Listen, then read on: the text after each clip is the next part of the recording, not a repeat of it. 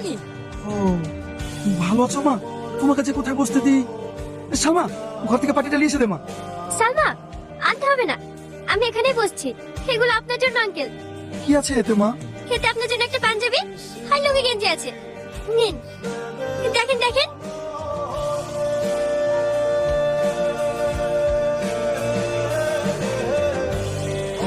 আমি তোমার জন্য অনেক দোয়া করি মা, তুমি যেন সারা জীবন সুখে থাকো। রাজু, দেখ আমাদের লেগে কত বাজার ফেলে এসছে। দয়া দেখাতে এসছেন এখানে? আমরা গরিব বলে কি আমাদেরকে ভিখারি ভাবেন? ভাই, তুই ভুল ভাবছি। চুপ কর তুই। এদের মতো মানুষ যে কেমন হয় সেটা আমি ভালো করেই জানি। টাকার গরম দেখাতে এসছে এখানে। আপনাদের বাড়িতে কাজ করি বলি নিজের মাথা বিক্রি করে দিনি। এই নিন আপনার জিনিস, দয়া করে আর করুণা দেখাতে আসবেন না।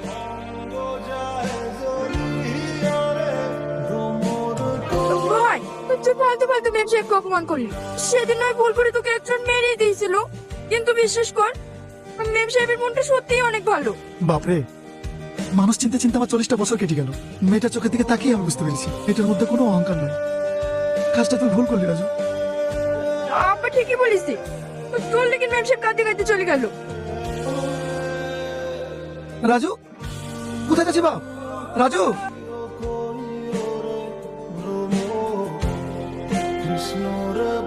সরি, আমার আপনার সঙ্গে এরকম ব্যবহার করাটা ঠিক হয়নি। না না, তুমি ঠিকই বলেছো। আসলে কি জানো তো, আমি নিজের অহংকারে এত ডুবেছিলাম যে মানুষকে মানুষ বলে মনে করতাম না। ম্যাম সাহেব,